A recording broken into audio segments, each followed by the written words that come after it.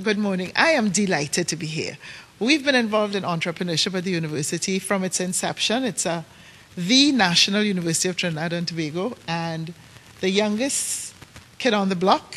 We're 7 years old this year, and actually started celebrating Global Entrepreneurship Week in 2009.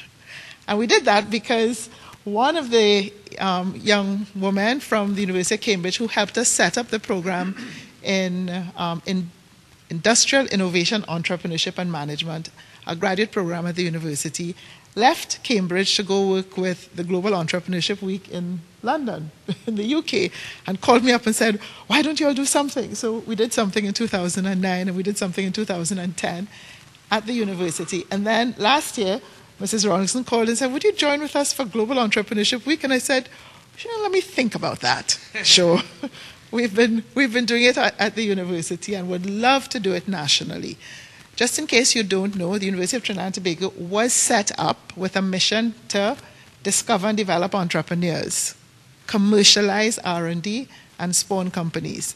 And I say it all the time, but it's the only university in the world that I know that has a mission of using the academic process to help engineers and educators and people in maritime and people in ICT think about how to translate what they're learning in the classroom into businesses. So we're supposed to be discovering and developing entrepreneurs, commercializing research, and spawning companies. And we do that in lots of different ways. And one of the ways in which we do that is joining with partners in spreading the word out nationally.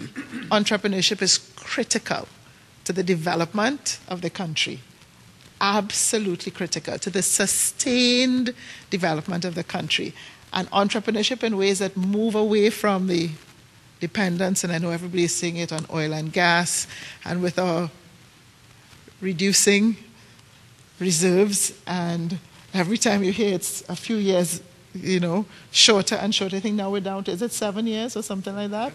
Give or take a few if you don't find new reserves. And at the university we have some students working on shale gas and new kinds of extraction, but we have to find other ways of diversifying the economy.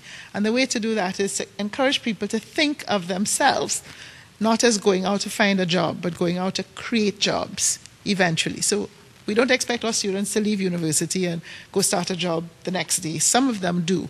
So like in the graduate program in entrepreneurship, about 20% of our alumni are fully supporting themselves by their own businesses. One of the statistics that's probably the highest in the world of universities. It beats back Harvard Business School by a long shot. And that's just 4 or 5 years out, 3 to 5 years out. And the statistics look at 15 to 20 years out. So we're expecting a significant number of our graduates to be contributing to the economy in Trinidad. So we're delighted to be part of Global Entrepreneurship Week, delighted to be working with Youth Business Trust and Junior Achievement. Yes.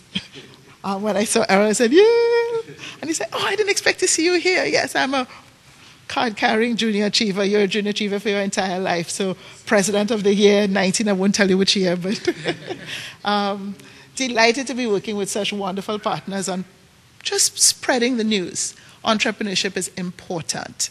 Starting businesses, critical for the country and for everyone to think of what they do in entrepreneurial ways.